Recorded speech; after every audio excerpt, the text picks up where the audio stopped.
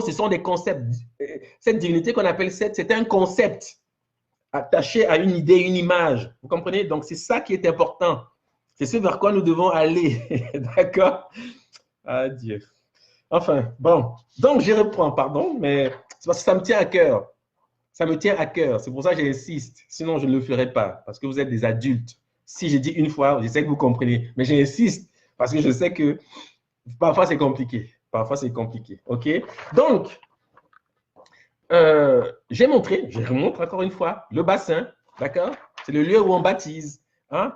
Et soba, soba, sobi, so, sabu. Hein? Voilà le lexique. Et je suis en train de parler, c'est ça son énergie là. C'est ça son énergie, d'accord? Je ne suis pas distrait, c'est-à-dire que je ne suis pas en train de nommer quelque chose d'autre. Je suis en train de parler de cette. Je suis en train de parler de lui.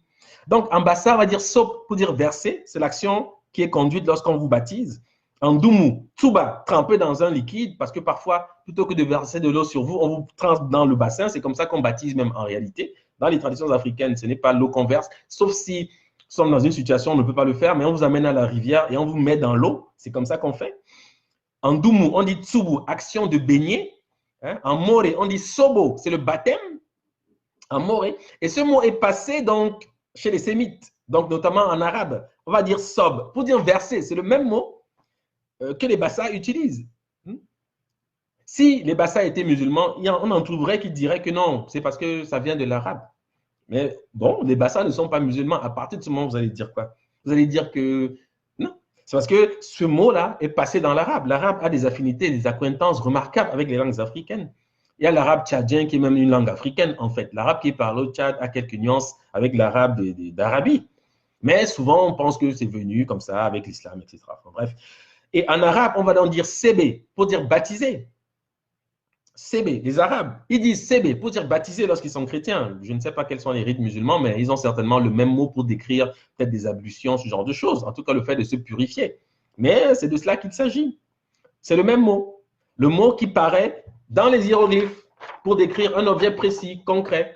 D'accord? Donc, on ne peut pas vous dire que c'est une invention. Il y a ici une preuve.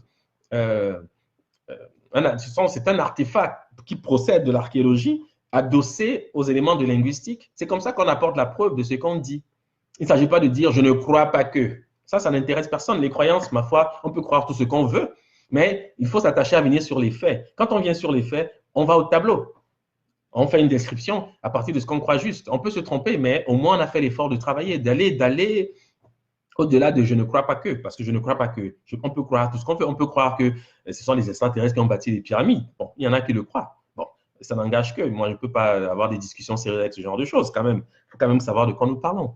Donc, le mot existe en copte avec une mutation phonétique, parce que le copte transforme le S initial en T, parce que le S et le T, c'est la même lettre. On le voit ici, par exemple, quand le Bassa dit sop pour dire verser, le Doumou dit tsuba.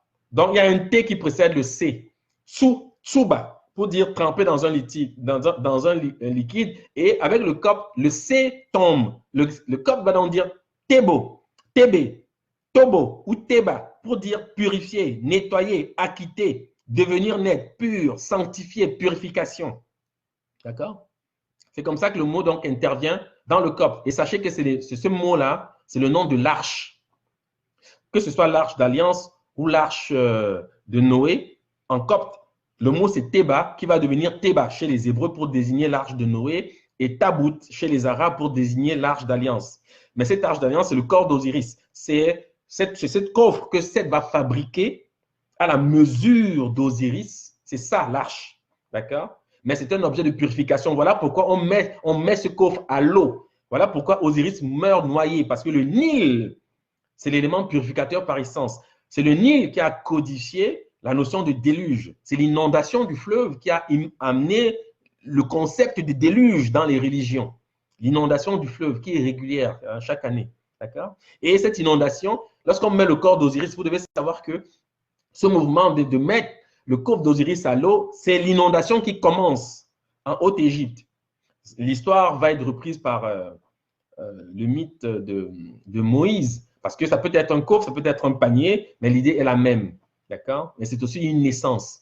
C'est aussi une naissance, bien entendu, puisque le panier, c'est le placenta, en fait. C'est ce coffre, Ce coffre, c'est le placenta. C'est la raison pour laquelle, dans les premiers temps, nos ancêtres étaient enterrés avec des peaux de bêtes, hein, des peaux de vaches, des peaux de taureaux, des peaux de chèvres, ce genre de choses, parce qu'on imite la peau, le placenta, et vous enterrez, en fait, c'est vous renvoyer dans le ventre de votre maman. Parce que la terre est féminine. La terre, c'est Isis. On l'appelle ici en Bassa, par exemple. Donc, quand on vous enterre, c'est qu'on fait, c'est qu'on vous remet dans le ventre parce qu'on veut que vous allez renaître.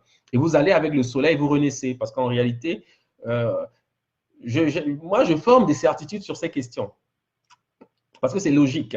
Hein? L'énergie ne se perd jamais, jamais, jamais. Et si nous considérons que l'âme, en fait, c'est une énergie,